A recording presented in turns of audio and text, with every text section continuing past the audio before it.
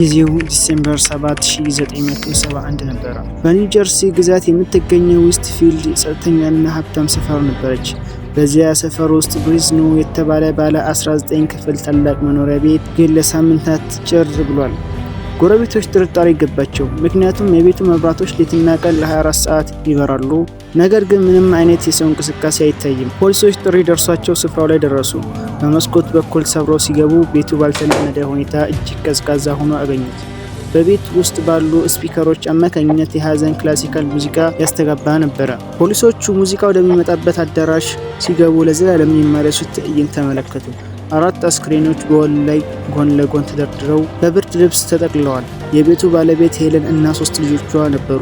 ፖሊሶች ፍተሻውን ቀጥለው 3ኛ ፎቅ ላይ ሲወጡ የጆን እናት የአልማ አስክሬን በተመሳሳይ ሁኔታ በጥይት ተመቶ ተገኙ። የቤቱ አባት ጆን ሊስት ግን የትም አልነበረም። ጆን ሊስት የተከበረ የሂሳብ ባለሙያና የሉተራን ቤተክርስቲያን አባል ነበረ። ነገር ግን ከዚህ ጭንብል በስተጀርባ ትልቅ ውድቀት ውስጥ ነበረ። ጆን ስራውን አጥቶ ነበረ። ነገር ግን ይህንን ለቤተሰቡ ለመናገር ፈራ። በየቀኑ ጠዋት እንደተለመደው ለስራ እንደሚሄድ ሰው ልብሱን ለብሶ ይወጣል። ቀኑን ሙሉ ግን ባቡር ጣቢያ ውስጥ ጋዜጣ ሲያነብ ይውል ነበረ። ዕዳዎቹ ተቆለሉ። የቤት ብድር መክፈል አቃተው። በጆን አእምሮ ውስጥ አንድ አስፈሪ ሀሳብ መጣ።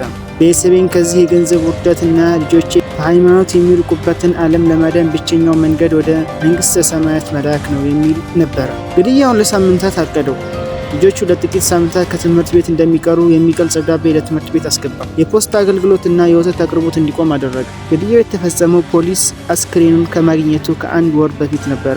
የዛን ቀን ጠዋት ልጆቹ ወደ ትምህርት ቤት ከሄዱ በኋላ መጀመሪያ ባለቤቱን ሄለንን ኩሽና ውስጥ ቁርስ እየሰራች ላይ ጭንቅላቷን ተኩሶ ገደላት። ቀጥሎ ወደ 3ኛ ፎቅ ወጥቶ እናቱን አልማ ተኩሶ ገደላት። ቀን ላይ ደግሞ ልጆቹ ከትምህርት ቤት አንድ በአንድ ሲመለሱ ኩሽና ውስጥ እየጠበቀ ተኩሰባቸው።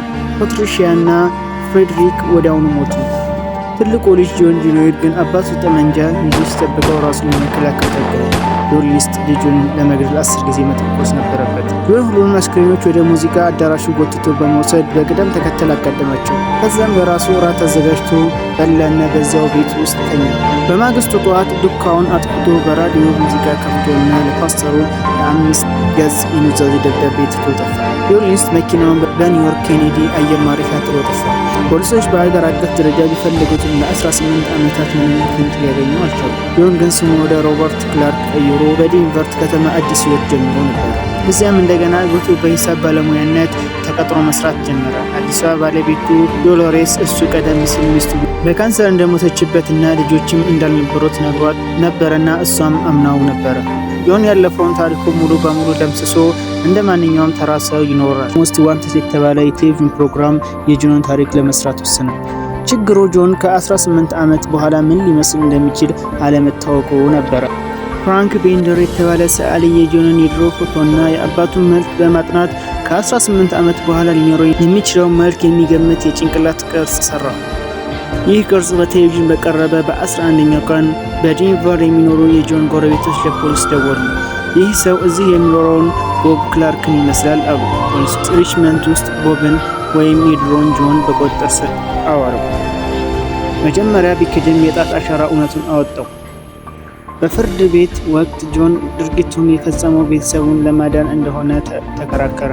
ሆኖም ዳኞች በ5 የደረጃ 1 ግድያ ወንጀሎች ጥፋተኛ በማድረግ የ5 ጊዜ የዕድሜ ልክ እስራት ተፈረደበት። ታሪኩን የበለጠ አሳዛኝ የሚያደርገው አንድ ትልቅ እውነታ ነበረ። ጆን ቤተሰቡን የገደለው በገንዘብ ችግር ምክንያት እንደሆነ ቢገልጽም በቤቱ ሳሎን ጣሪያ ላይ የነበረው የቲፋኒ መስታወት ብቻ ዋጋው ከ100,000 በላይ ነበረ። ጆን ያንን መስታወት ቢሸጠው ኖሮ ዕዳውን በሙሉ ከፍሎ ቤተሰቡን በቅንጦት መመገብ ይችል ነበረ። ነገር ግን እሱ ሀብቱ እላዩ ላይ ሆኖ አላወቀው።